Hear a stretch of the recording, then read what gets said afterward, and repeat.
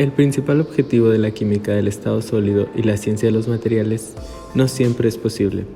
Se puede desarrollar un enfoque racional de la síntesis de sólidos, pero hay siempre un elemento de sorpresa que se encuentra con frecuencia. Un ejemplo de óxido descubierto por casualidad es el hexaóxido tetramolibdeno de sodio, que contiene grupos metálicos octaédricos condensados de molibdeno 6. Esto se descubrió durante el intento de preparar el análogo de litio. En los últimos años se ha preparado una gran variedad de materiales sólidos inorgánicos por el método cerámico tradicional, que consiste en mezclar y moler polvos de óxidos constituyentes, carbonatos y compuestos de este tipo y calentarlos a altas temperaturas con molienda intermedia cuando sea necesario. Una amplia gama de condiciones, a menudo extremas, como temperaturas o presiones muy altas, fugacidades de oxígeno muy bajas y el enfriamiento rápido, se han empleado en la síntesis de materiales. Las rutas químicas de baja temperatura, sin embargo, son de mayor interés, ya que la tendencia hoy en día es evitar los métodos de fuerza bruta para tener un mejor control de la estructura, la estequiometría y la pureza de la fase. Entre los métodos químicos de síntesis destacan el método del precursor, las rutas de coprecipitación y de química suave, el método de combustión, el método de Sol-Gel, los métodos topoquímicos y los métodos de alta presión. El método más común para preparar materiales sólidos es por reacción de los materiales componentes en estado sólido a temperaturas elevadas. Varios óxidos, sulfuros, fosfuros han sido preparados por este método. Es necesario tener cierta precaución a la hora de elegir el recipiente. Los recipientes de platino, sílice y alumina de platino para la síntesis de óxidos metálicos, mientras que los recipientes de grafito se emplean para sulfuros y otros calcogenuros.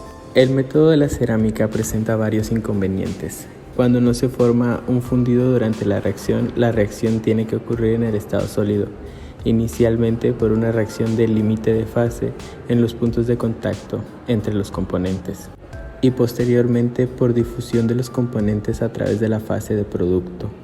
A medida que la reacción avanza, las vías de difusión se hacen cada vez más largas y la velocidad de reacción más lenta.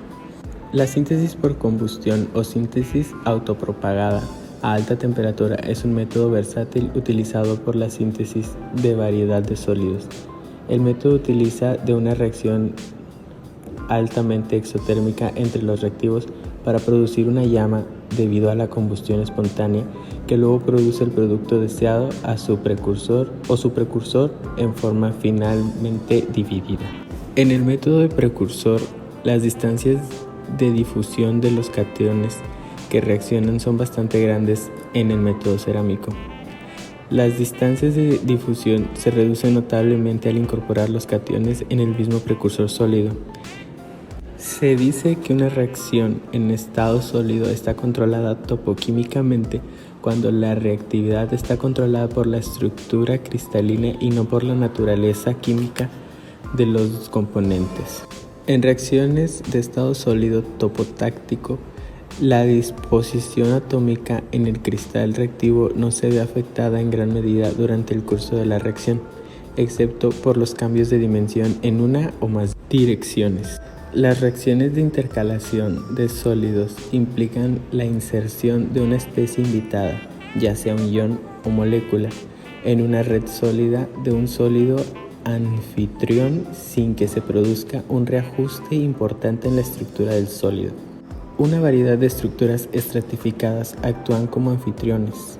La característica general de estas estructuras es que las interacciones entre capas son débiles, mientras que la unión entre capas es fuerte. El intercambio de iones en conductores de iones rápidos como beta-alumina es bien conocido. El intercambio puede llevarse a cabo tanto en condiciones acuosas como de sales fundidas. Así, la beta-alumina sódica se ha intercambiado con hidróneo, amoníaco y otros cationes monovalentes y divalentes. El intercambio de iones en sólidos inorgánicos es un fenómeno general que no está limitado a los conductores de iones rápidos. El método Sol-Gel ha surgido para preparar óxidos inorgánicos en años recientes.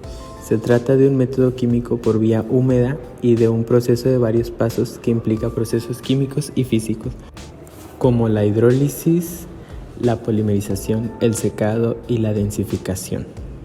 En el método de flujo alcalino, el uso de medios alcalinos fuertes, ya sea en forma de fundentes sólidos o de soluciones fundidas o acuosas, ha permitido la síntesis de nuevos óxidos.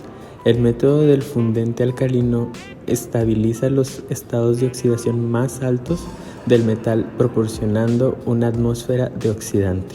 Los métodos electroquímicos se han empleado para la síntesis de muchos materiales sólidos.